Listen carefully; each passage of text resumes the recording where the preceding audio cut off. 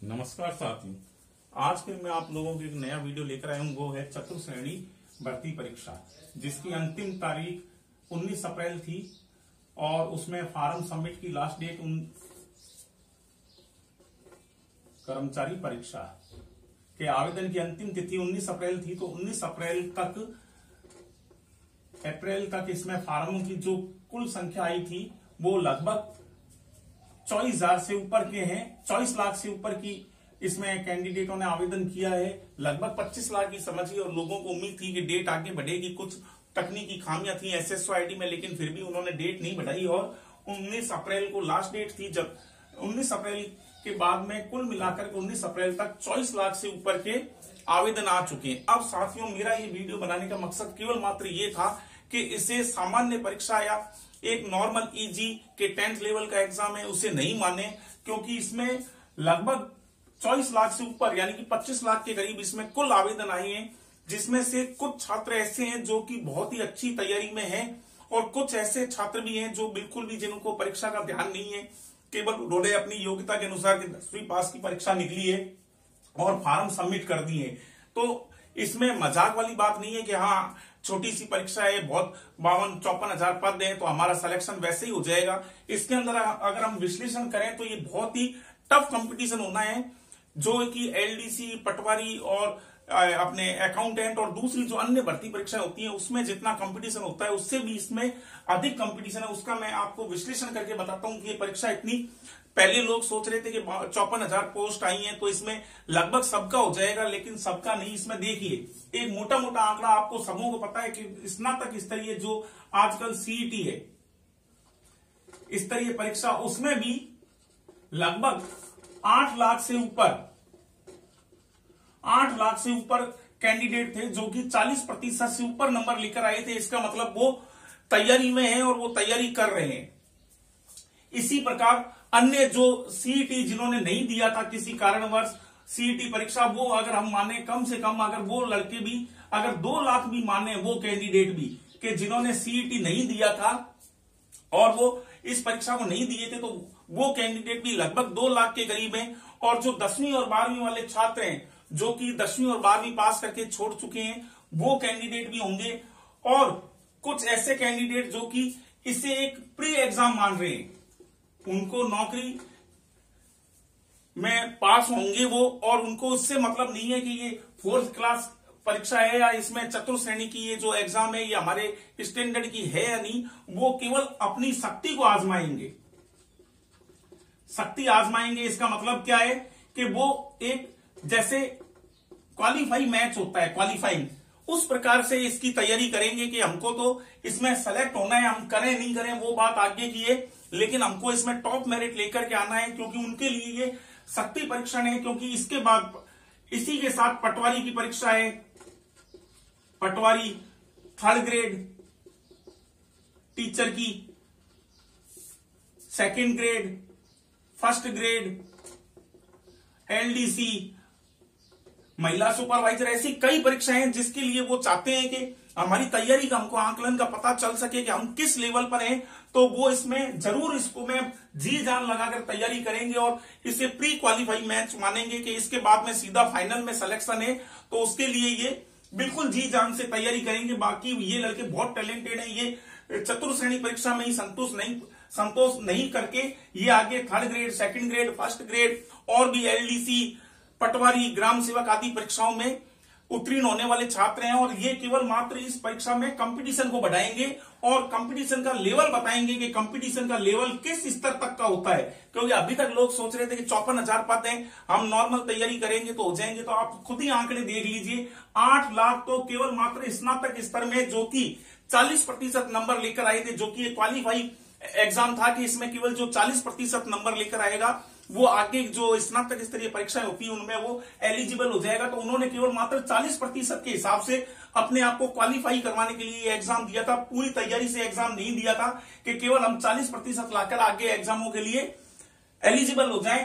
तो उसी लिए अगर वो अपनी पूरी तैयारी करेंगे, ये तो 8 लाख तो इसमें 40% वाले, इसमें से लगभग 70 से 80% वाले जो कि मार्क्स लाए होंगे वो कम से कम 2 से 2.5 लाख कैंडिडेट होंगे। 2 से 2.5 लाख 2.5 लाख कैंडिडेट ऐसे होंगे जिनके 60% से ऊपर के नंबर होंगे। तो उनकी आप तैयारी का स्तर देख लीजिए, जिसके अंदर स्नातक स्तर में लगभग सारे विषय थे और उनकी तैयारी भी पूरी थी। इसी प्रकार जो 3rd ग्रेड एग्जाम देंगे टीचर वाला, 2nd ग्रेड, 1st ग्रेड, वो सब ये नहीं सोच रहे कि ये बहुत छोटी पोस्ट है, इसमें हमको नहीं भरना चाहिए, लेकिन वो भरे हैं उन्होंने फॉर्म और वो इसमें सेलेक्ट होंगे।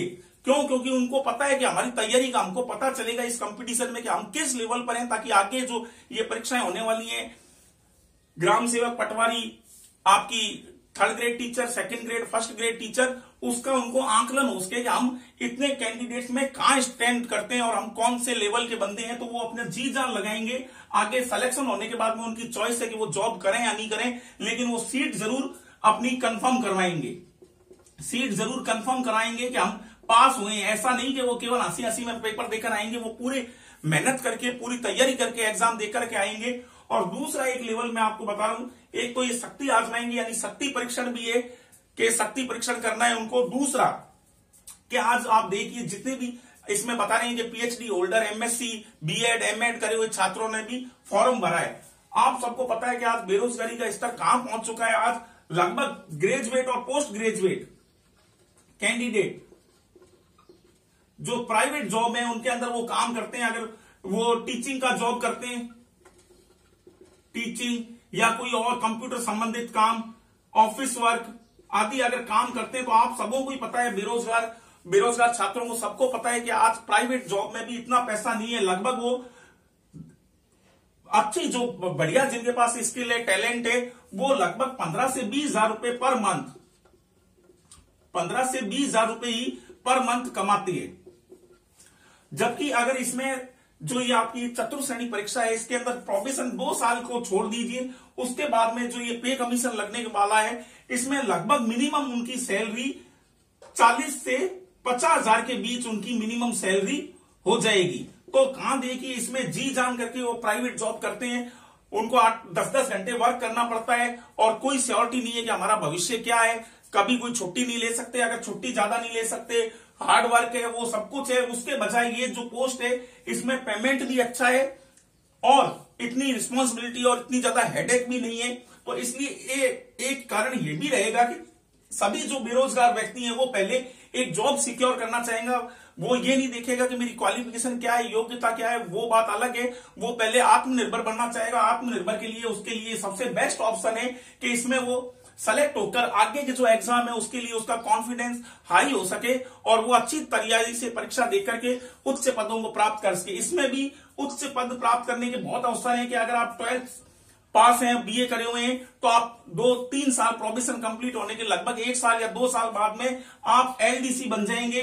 आगे और प्रमोशन यूडीसी, AAO फर्स्ट और एडमिनिस्ट्रेटिव ऑफिसर बन सकते हैं। तो इसलिए भी छात्र इसमें बहुत ज्यादा ध्यान दे रहे हैं, फोकस के। कई बार कहानी क्या होती है कि आधी छोड़ पूरी ने दावे, पूरी मिले ना आधी पावे।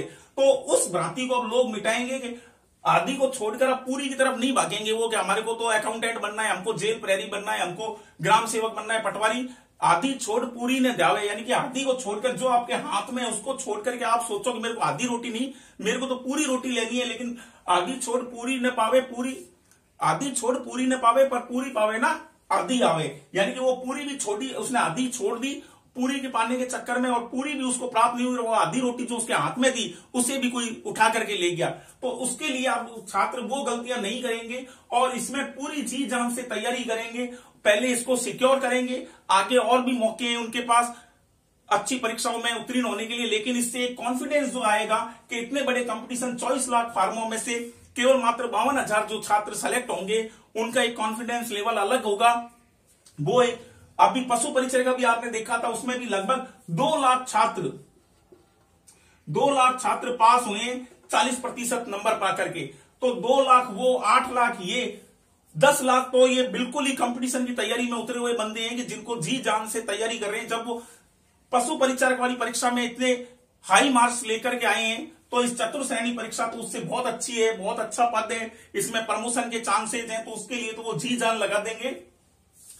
तो इसलिए मेरा छात्र आप लोगों से निवेदन यही है कि आप तैयारी पूरी करें।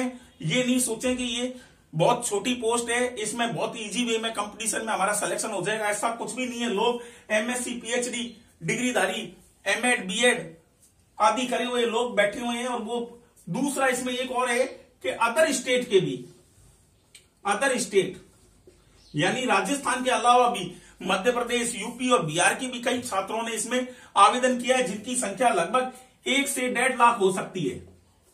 और आपको पता है बिहार इनमें बेरोजगारी का क्या आलम है, उनके लिए तो ये सोने में सुहागा पोस्ट है कि उनके लिए एक बहुत बढ़िया जॉब है कि भाई इतना 40 से 50,000 प्रोबेशन के बाद में पेमेंट मिलेगा, रेपुटेड जॉब मिलेगी, सरकारी जॉब मिलेगी और उसके बाद में पदोन्नति और उनके चांसेस भी बहुत ज्यादा है। और इसमें कोई सीईटी का भी चक्कर नहीं है कि सीईटी क्लियर होना चाहिए, वो होना चाहिए। तो इसलिए आप खुद छात्रों ध्यान रखिए कि ये एग्जाम कितने हाई लेवल का होने वाला है। सितंबर में इसकी परीक्षा है और वो भी ऑनलाइन शायद करने की कोशिश कर रहे हैं। तो उसमें आप लगा लीजिए कि आप कहां स्टैंड करते हैं और आपकी तैयारी किस लेवल पर है। तो तैयारी में जी जान से जुट जाइए और एक जॉब सिक्योर कीजिए, क्योंकि जेब में पहले कुछ रुपए हमारे हाथ में होने चाहिए, जब जाकर के हम मार्केट में जा सकते हैं। अगर खाली हाथ जाएंगे तो हमें कुछ नहीं मिलेगा। तो इसलिए जेब में हमें कुछ रखने के लिए ये एग्जाम जरूर पास करना चाहिए हमें, चतुर्थ श्रेणी वाला। ताकि आप करें नहीं करें वो बात अलग है, लेकिन आप मेरिट में आकर के अपने वर्चस्व को कायम रखें, अपनी जो काबिलियत है उसका देख सकें कि हमारी क्या काबिलियत है, कि हम चतुर्थ श्रेणी परीक्षा में भी कहां स्टैंड करते हैं। उसके बाद की बात है कि 3rd ग्रेड, 2nd ग्रेड, पटवारी, ग्राम सेवक आदि परीक्षाओं में हमारा रिजल्ट कहां क्या रहेगा। तो साथियों आप लोगों से यही मैं निवेदन करूंगा कि आप जी जान से तैयारी में जुट जाइए। सितंबर तक का समय है और ये एक सुनहरा अवसर है आप लोगों के लिए गवर्नमेंट जॉब पाने का। धन्यवाद।